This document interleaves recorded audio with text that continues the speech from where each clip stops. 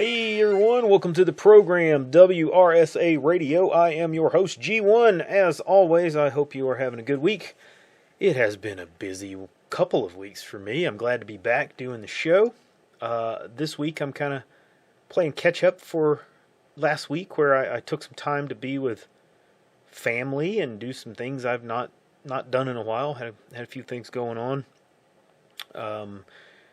Even got in a little training there for a little bit. So, after you do that, of course, with work and things, there's always a return to the world, so to speak, where you have to get back into the grind and deal with all of the crap that seems to be important while you're in it, but kind of quickly fades into obscurity when you're away from it. It's funny how the thing that makes you a living is so inconsequential to you sometimes.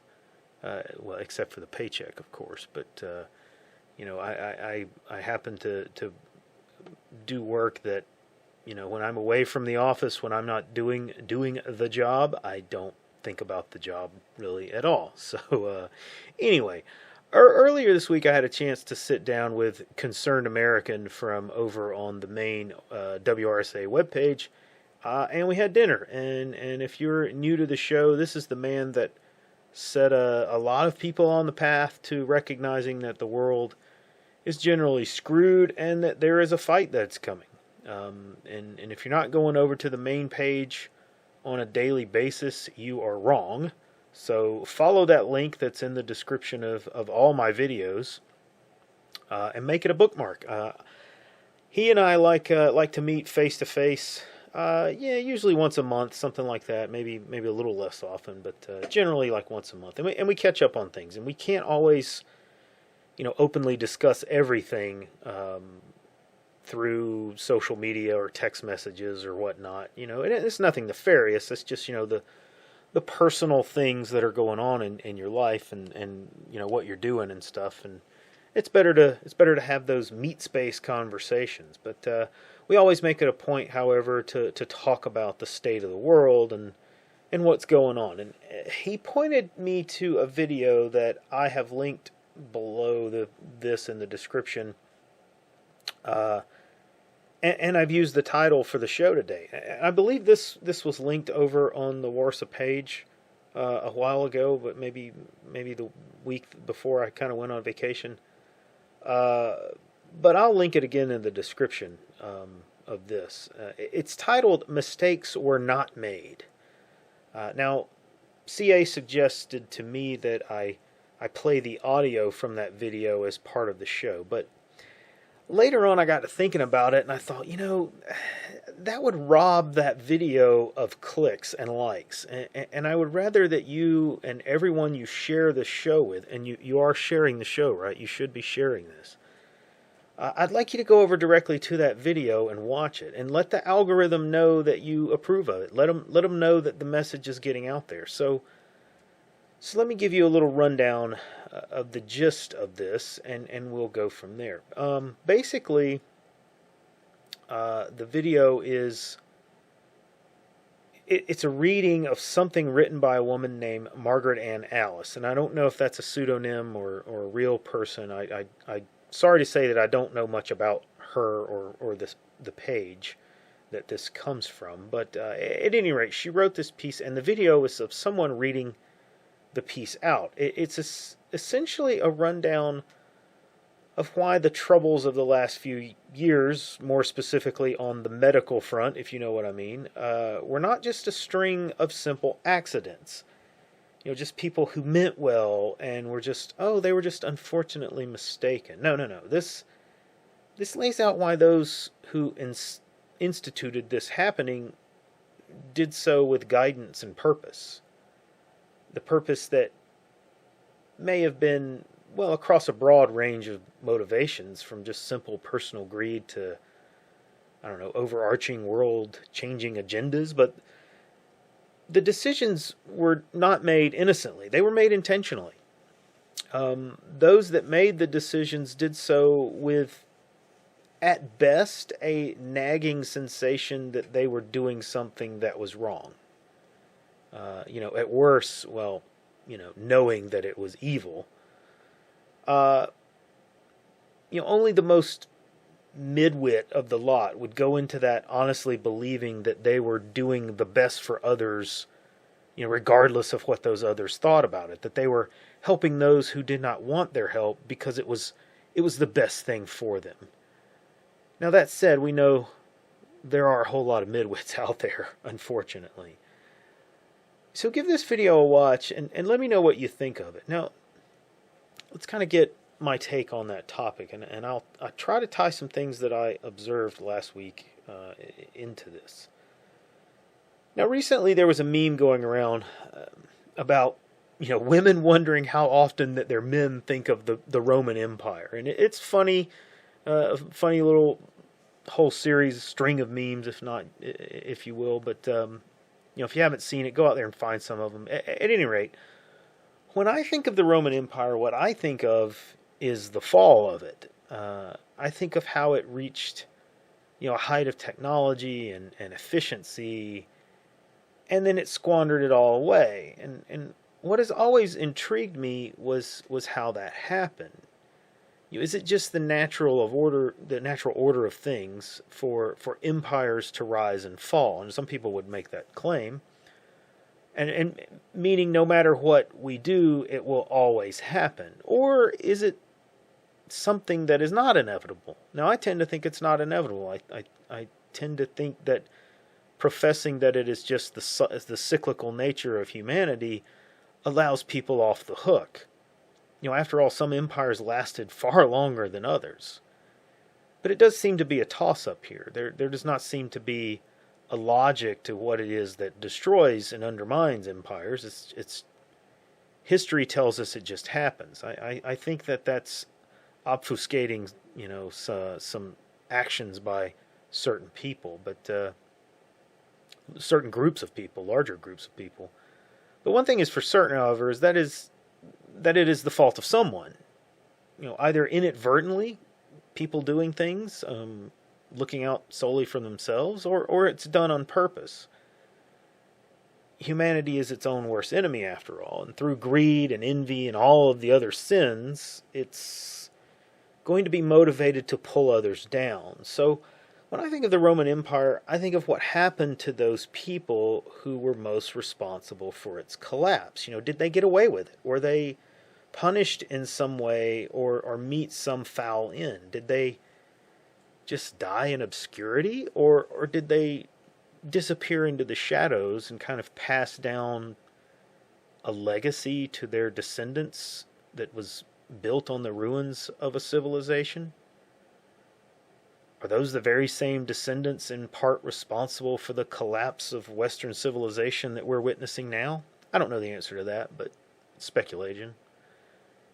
How many legionnaires died in hostile foreign lands so that some wealthy Roman family could eke out an existence on the top of those ruins for just a little bit longer? Now, I would guess that a majority of those who grabbed what they thought they were due when the walls were finally coming down and all the old borders were simply erased, I would guess that the majority of them didn't make it for very long. That they had their gains taken from them by stronger men. See, civilization is what allows for those with intelligence and brain power to rise to the top. At least those who only have intelligence and brain power. When there is little civilization, it's the law of tooth and claw. The strong rule the weak. As many a Roman citizen likely found out when their legions were so defunct and incapable that they gave way to barbarian tribes. The wealth of Rome is carried off into the wilds of Europe along with many a Roman female. The light burned out, and it was a long time until it came back again. So goes the wheel of history. Now, I watch videos of the war in Ukraine. I've talked about that before. And I see the flower of two societies ruthlessly crushing one another, just viciously smearing themselves into the mud and the blood. And none of those men deserve that. None of them should be there doing that to one another. It's not those men who should be blown to red mist while they try to just take a shit in some dirty, muddy trench latrine. It's not them at all. What should be happening is along a lonely road on a Saturday evening as the sun is setting and the conditions are perfect and just great night out for a drive with the top down on his new sports car. The doctor who paid for that car with money he received from drug companies to administer medications with no questions asked, well, that guy should just be living it up with the wind in his hair until out of the darkness a little drone carrying a package of hate lands right in the seat next to him and sends him into oblivion. That is who deserves it. These people have seen the writing on the wall, and they've done the math, and they think that it's better to just go along and get what they can, while the getting's good, while the collapse is happening, so that they can survive when it all comes down. Rather than try to warn people, try to push back, try to get people to listen to them and make the alarms, they've just decided that they had to make another dollar and stash it away so that they can run to the hills. Well, folks, if we allow that to happen, we deserve the dark age that's coming for us. Now, last week I had a chance to do some, what you could call training with extended family, brothers from another mother, if you will. And I found myself sitting in the woods one morning. I think it was Sunday morning, but I don't recall it specifically. It was a little before noon, and I was behind this fallen tree trunk, and it got quiet after I had walked up and sat down. I'd been there for a little while, so the natural rhythm of the woods kind of comes back. You know how it is if you've been out there. And that's when I saw this little bird fly down. And he landed on that tree trunk, and he kind of looked up at me, and he turned his little head around, and it was like he was trying to figure out exactly what I was, and, what manner of threat did I pose to him, right? So I guess he decided that I was good, so he kind of just hopped down the tree a little closer to me, and he did the same little head turns, and he did this a couple of times until he was just right in front of me, no more than maybe a foot or so from me. And I wondered if this little bird was going to hop over onto the muzzle of my rifle, And then I guess he decided that I was, I wasn't going to harm him. So he just hopped on down the log off to my left, and he just started eating bugs out of this old rotten tree, that's he's hopping on. And he just went on doing little bird things. And I was at peace. I was filled with this sense of calmness and stillness. And I was also struck by a sadness at the whole thing. Because here I am in the woods, communing with nature. I'm as close to nature as we can get these days, really, in our modern world. But I was training to do bad things to bad people. Because those bad people will just not leave me alone so that I can go about my day and do little bird things. I just want to live my life and enjoy small victories and be with creation and do what it is that I was put on the earth to do. But I can't be left alone to do that. Now, it's far easier to identify the big names of people who are responsible for this collapse, this assault on civilization. We see their names every day in the media from both sides of the fray. But what is far more difficult to do is to put your finger on the far more numerous people who are really responsible for this. Had more of them said no, had more of them been motivated by something more than just self-preservation in the face of all kinds of evidence that no matter what they do, they too will be consumed by this tidal wave of history. Well, it's possible that this could have been prevented. All we needed was some time to react to it and time to push it back into the darkness. But we didn't get that. We didn't get it because countless people who think that they were just innocently doing what was right fostered it, and they grew it, and they fought us at every step from stopping it happening.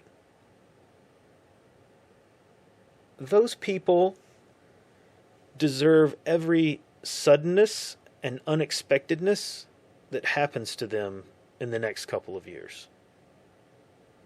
Some of them may even be people that you love very much, but they deserve it too. They called you crazy, and they called you a quack. They told you that you couldn't hug your mom and dad. They told you that you had to stay away from the family gatherings, that you couldn't see your grandkids, or you couldn't see nieces and nephews. You couldn't see your cousins, that your kids couldn't play together like they had done for years before. They deserve the darkness. Let them struggle. Now, that's not hatred you hear there. I don't hate them. It's not bitterness even. Not at all. I don't hate them. I don't feel bitterness towards them. That's just me simply giving myself permission to accept that they cannot be saved. They're already gone, and it's just a matter of time. It's me accepting that wasting time and resources on them is not going to achieve anything. I can ignore them and let them go on about their little bird lives, even though they didn't choose to give me the same courtesy. Little birds die eventually. It's inevitable. It's far better expenditure of my time for me to focus on ways to ensure that those midwits who facilitated all this, those ignorant cogs in the machine, that they receive the attention that they are due. Now go watch that video and tell me what you think about it. Come over on Gab, whatever, in the comments section. You know, it's said that when someone does something terrible, that history should remember their name, and that it should be in such a negative light that it always carries a stigma to it. But I disagree with that. I think it's far more fitting for history to forget that those people ever lived. Just erase them and wipe them from memory. Only their deeds should be recalled. So think about how you can ensure that history forgets the names of the people who did this to us. Now that's all I got time for this week, folks. Like and subscribe. Come see us over on Gab and the Mothership, and I will see you on the next episode.